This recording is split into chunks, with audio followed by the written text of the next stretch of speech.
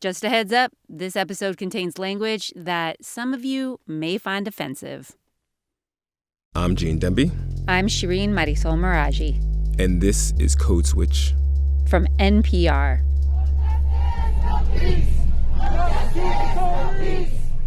Protesters have taken to the streets across the country in Minneapolis, Chicago, Miami, New York, Boston, Philadelphia, LA, where you are, Shireen, DC, where I am.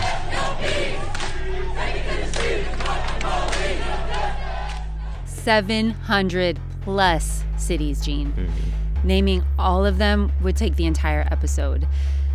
And as we all know by now, the protests erupted after 3 recent high-profile killings made headlines.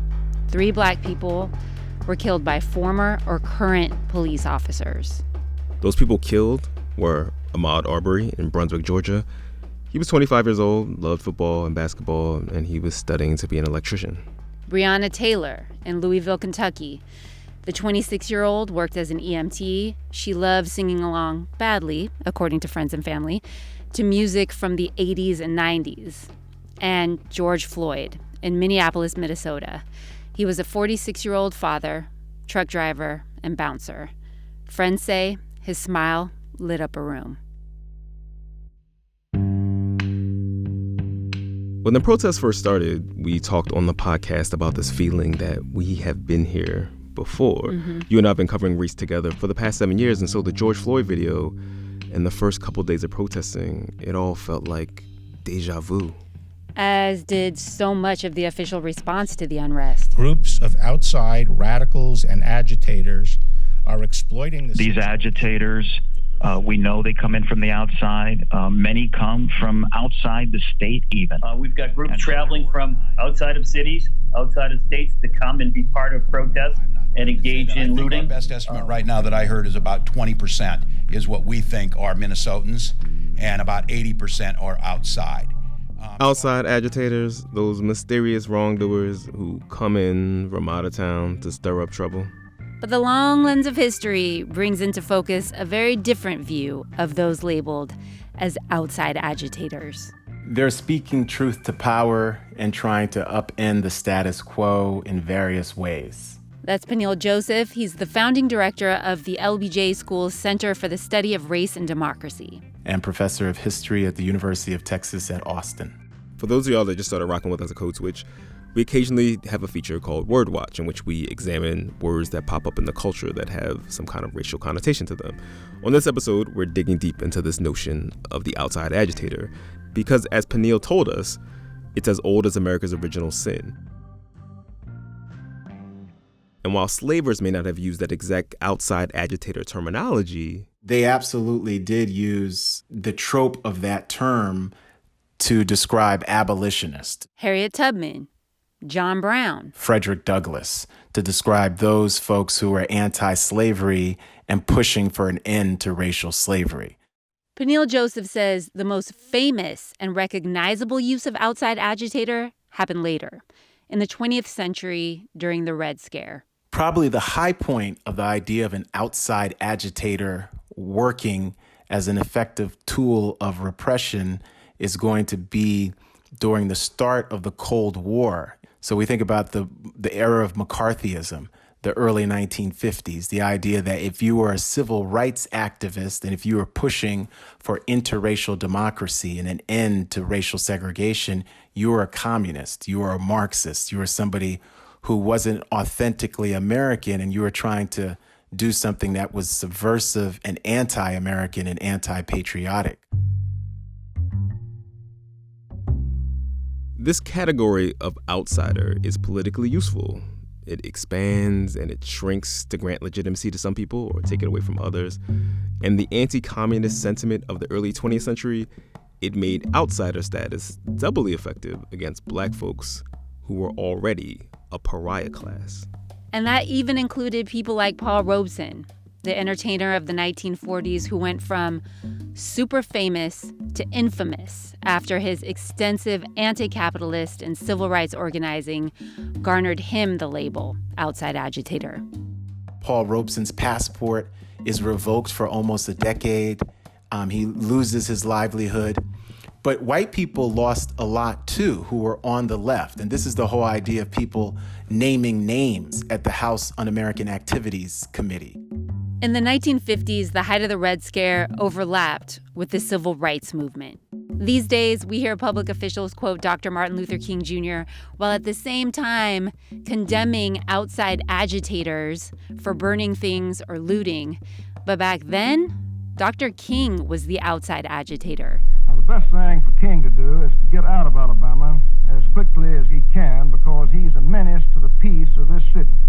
He is the greatest of all the agitators, or the worst of all the agitators in this country. He's from Atlanta. Why are you causing up trouble in Birmingham? Why are you coming to Mississippi? Basically, our Negroes were fine and happy till you came through and stirred everything up. But King is able to repudiate the notion of being an outside agitator through his Christian faith.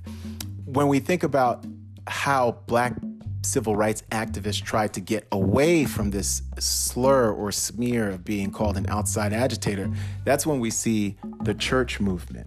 The civil rights movement's heroic period from 1954 to 1965, one of the reasons why Martin Luther King Jr. is so effective is that up until the mid-60s, he pushes back against overtly talking about economic justice, in part to not be smeared as a communist, as a Marxist, as an outside agitator.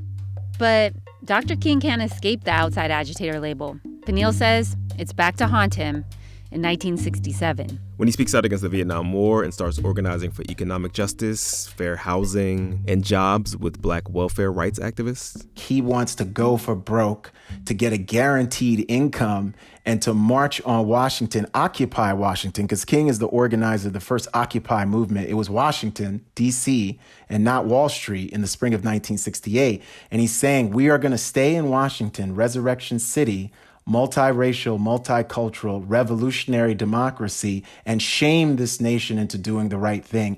And they ask him, when are they going to leave? And he says, never.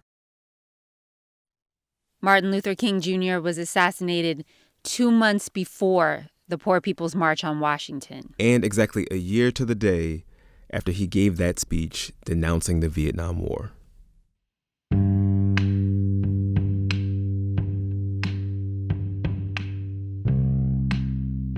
Calling people outside agitators has been an effective tool used by those in power to undermine political uprisings for a long time.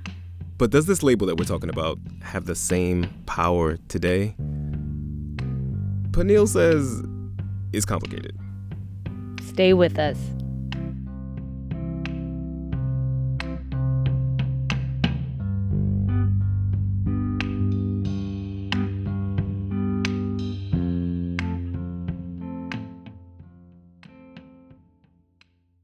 This message comes from NPR sponsor BetterHelp, the online counseling service dedicated to connecting you with a licensed counselor to help you overcome whatever stands in the way of your happiness. Fill out a questionnaire and get matched with a professional tailored to your needs. And if you aren't satisfied with your counselor, you can request a new one at any time, free of charge. Visit BetterHelp.com/code to get 10% off your first month. Get the help you deserve with BetterHelp. You may have noticed something at all these protests over police violence. There are a lot more white people there than you'd expect.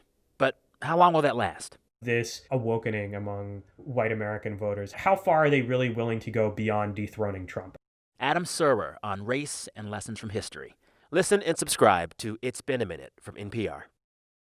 Gene. Shireen. Code Switch. We're going to hear voices now from Ferguson, Missouri, a community still in distress over the death of 18-year-old Michael Brown, shot and killed last Saturday by a Ferguson police officer. We know he was walking down the street in the middle of the day and passed a police car. We know he was shot and killed by an officer. The late afternoon protest march through the neighborhood in which Michael Brown was shot began peacefully under the watchful eyes of a heavy police presence. Our people are upset. Our people are so done with this mess, and we're not going to tolerate this anymore. Don't shoot! What do we want? Justice! 76 years in Ferguson. It's a lovely town without all those intruders.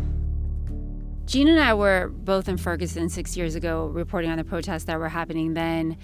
Jean was doing a lot of reporting in the Black community. I was assigned to talk to white people in Ferguson. And nearly every person I spoke to blamed people who lived outside of Ferguson for what was happening in their town. You know, the nightly protests, the destruction of property, and that outside agitator trope. It became one of the major storylines in 2014. It was everywhere. Yeah, absolutely. And I think the outside agitator trope, whether it's to denounce left-wing or anti-racist forces, or to even denounce culpability with right-wing or alt-right white nationalist causes, is something that's utilized as a trope to really defend white supremacy through pleas of either white innocence or pleas of saying that these Black folks who are protesting are not our authentic Black folks. And that has a very, very long history. The idea that in the South, we treat our colored people good. But we heard when we were in Ferguson, and after Ferguson especially, a lot of organizers were saying that they were frustrated that people from other places had come to their city and had become the faces of Ferguson in some cases. They had very different goals from the organizers on the ground in St. Louis County. Historically, those tensions are very real, and there's sort of no way to stop those tensions. SNCC probably tried the best because what the Student Nonviolent Coordinating Committee did during the 1960s was organize African Americans who were in Arkansas, the Southwest of Georgia, Mississippi, Alabama, and organize them for civil rights, voting rights. But they tried to ask local communities what they needed and assist in cultivating local leadership who would then lead the local movements. So that's really unprecedented. Mm-hmm. But other organizations did something different. So the best person here to look at is Dr. Martin Luther King Jr. and the Southern Christian Leadership Conference. Mm-hmm. SCLC was an organization of political mobilizers led by the greatest of all time in the 20th century political mobilizer is Dr. Martin Luther King Jr. Sometimes he received permission to assist a local movement. Sometimes he did not. And local people were left very, very upset about the dissonance between what Martin Luther King Jr. might be trying to negotiate and what they felt was the authentic measure of their own local needs. So what happened in Ferguson has a very, very long history where certain activists who were not from Ferguson absolutely came into Ferguson, were perceived as the symbolic faces of the local movement. And local people got so upset with these activists, some of whom became media stars, that those same figures can no longer visit Ferguson. Right. But we're having this conversation about the outside agitator trope. Is this the same type of thing? I mean, can we compare this type of pointing the finger at you're not from here in the same way as we are when we talk about, you know, public officials or those who are in power and have power who call other people outside agitators? No, I don't think we're comparing the same thing. Those are apples and oranges. So that the outside agitator trope is really designed to undermine, to disrupt social protest movements. And at times, as we see with Charlottesville, to undermine an exposure of white supremacy by trying to say that you are innocent from these racist forces that are in your backyard. So you say, I didn't know about this. So that's sort of the difference between the Klan and the white citizens councils during the 1950s and 60s. The Klan is who everyone repudiates. The more powerful expression of white supremacy was the white citizens councils, who were the business leaders, the civic leaders, the faith leaders, who made sure that massive resistance worked and that racial integration did not succeed in public schools or neighborhoods in the South. And then, we were talking about Ferguson. I'd love to fast forward 6 years because this outside agitator trope, it's back. It's very similar in a lot of ways. But one thing that jumped out to me this time around that I didn't see during Ferguson is this whole white boys with skateboards as outside agitators. It definitely feels like there's more left-leaning officials saying things like, white boys are making you do this. Don't fall for this. Yeah, I mean, I think that's very, very interesting because on some levels, it's that trope of saying, my Negroes are happy.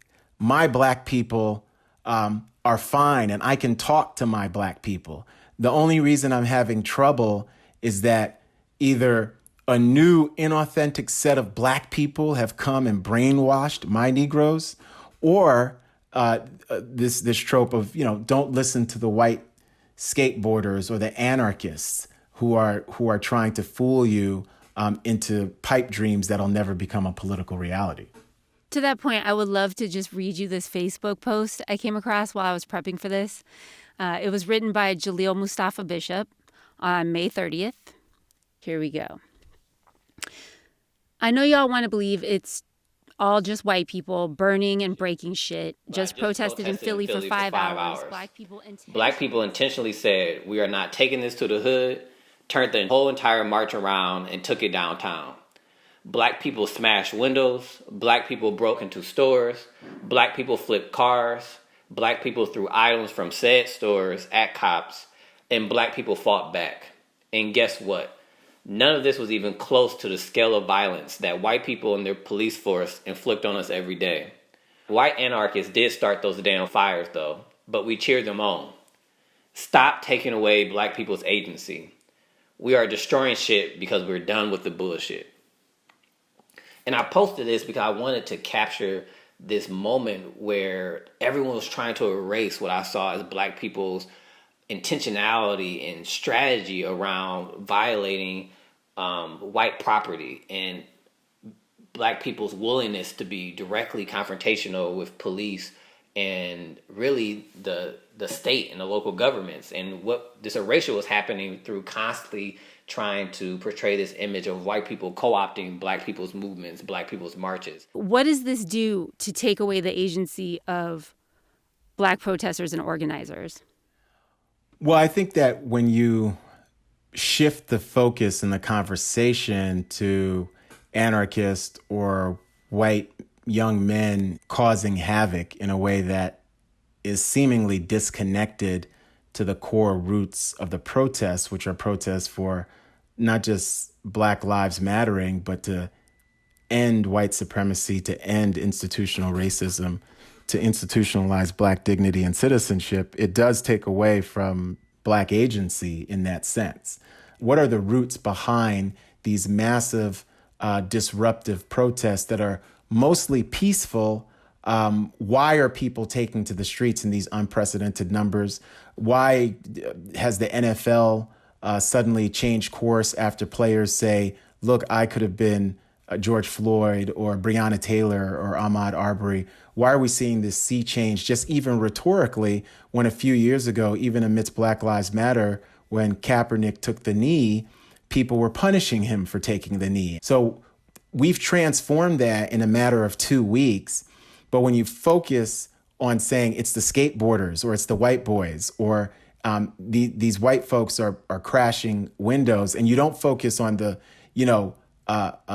infinite number of whites who are actually peacefully demonstrating and protesting from New York City all the way to London and Berlin and around the world in these sympathy demonstrations, you're robbing Black folks of their agency.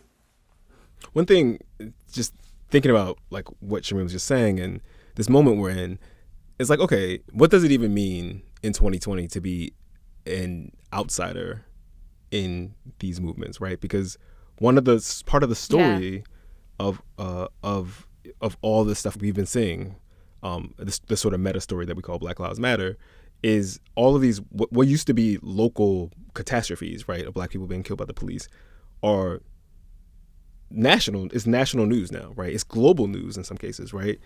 This reminds me of Dr. Martin Luther King Jr. again, in terms of King talking about the World House and making this argument that we were all mutually linked in a single garment of destiny, as he put it. So this idea that there is no more inside, outsider status, I think in a lot of ways is very true. And I think you're seeing this with so many different people responding to the murder and public execution of George Floyd, Breonna Taylor, Ahmaud Arbery, and saying that they can find their own stories in the stories of those Black lives that were taken prematurely because of state-sanctioned violence, racism, white supremacy.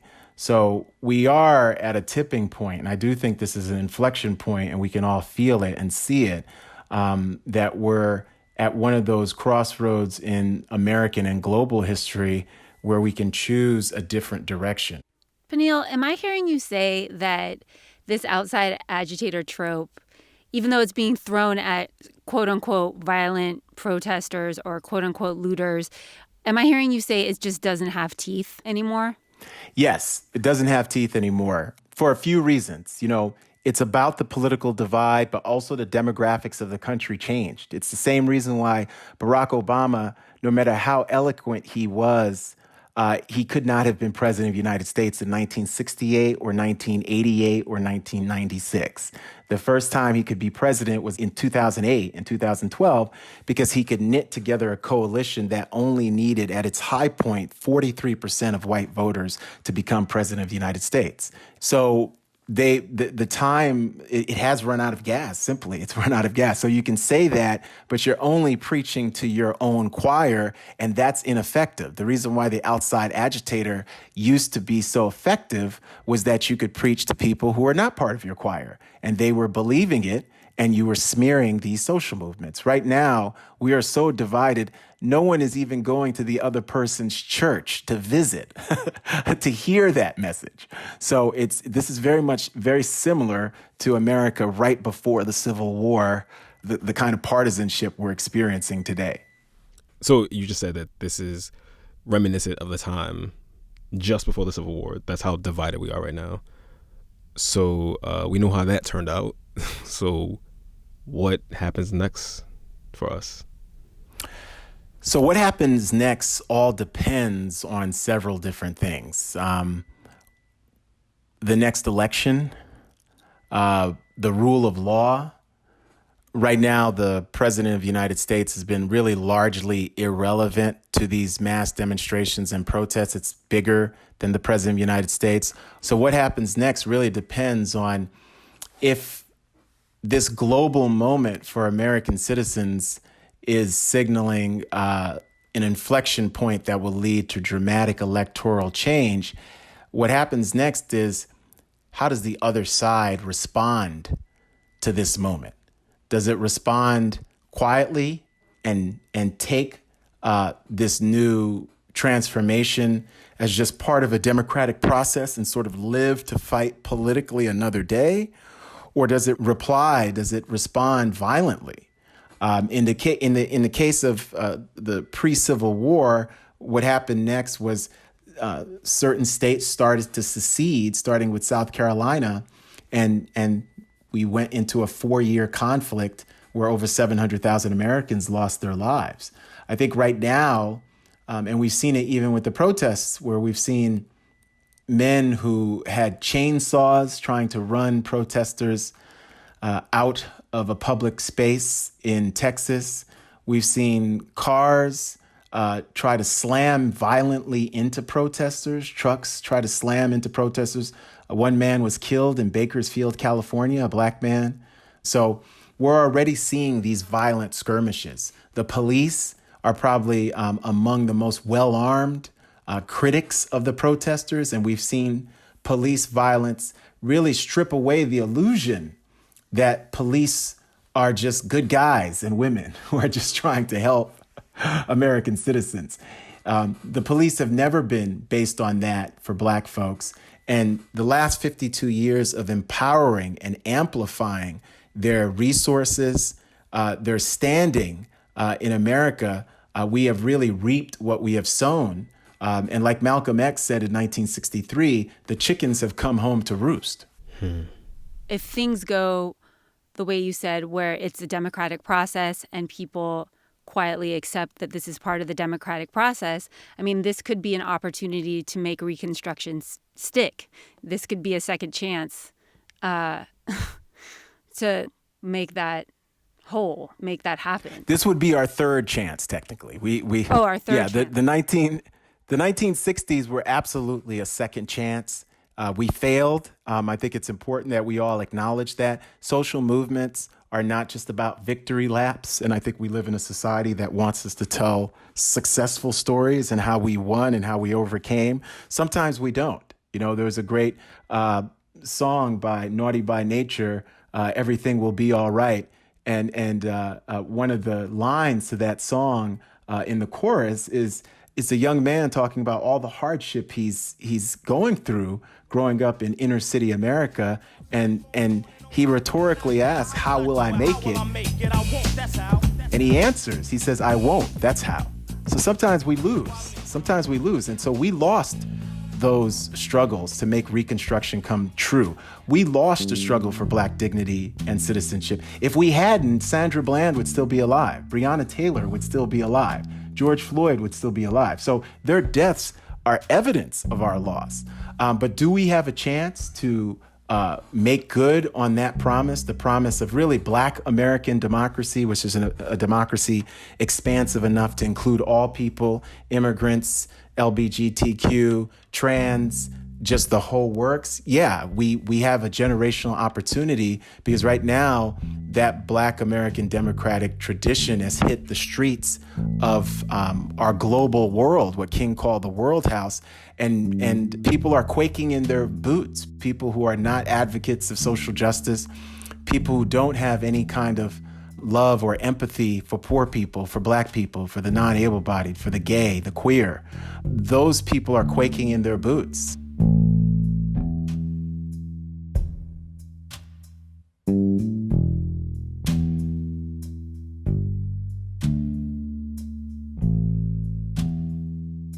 Peniel Joseph is a history professor at UT Austin. His most recent book is The Sword and the Shield: The Revolutionary Lives of Malcolm X and Martin Luther King Jr. And that's our show. You can follow us on Twitter at NPR Code Switch or email us at codeswitch@npr.org. Subscribe to our newsletter. Go to npr.org/newsletter/codeswitch. This episode was produced by Alyssa Jong Perry, Jess Kung, and Leah Dinella. It was edited by me and Leah with editorial assistance from Natalie Escobar. And a shout out to the rest of the Code Switch Massive: Karen Grigsby Bates, Kamari Devarajan, Steve Drummond, and L.A. Johnson. Our phenomenal interns are Diane Lugo and Isabella Rosario. They fact-checked this episode. They fact-check so many of our episodes. They write our newsletter. They are wonderful, and it is their last week here as interns, which really, I don't know how we're going to keep doing this without them, honestly. Seriously. So follow them, look them up. Please hire them. I hope we hire them before you do, but definitely look out for them. Big same. By the way, if you didn't get enough protest content today, later this week, we're going to be sharing an episode from our Play Cousins at It's Been a Minute with Sam Sanders. Sam got deep on what these protests mean to different generations of people, so be sure to holler at that. And, be safe out there. Don't forget to wear masks. Don't forget to wash your hands. I know I've been forgetting to wash my hands lately. There's just a lot of different pandemics we're facing down right now, but hopefully we're doing that with faces covered and a lot of hand sanitizer. I'm Gene Demby. And I'm Shireen Marisol Meraji. Be easy. Peace. As protests sweep the nation, the subject of policing is once again being hotly debated. This week on Throughline, how police forces developed in the North and the South in the 19th century and expanded their power in the 20th century. Throughline from NPR, the podcast where we go back in time to understand the present.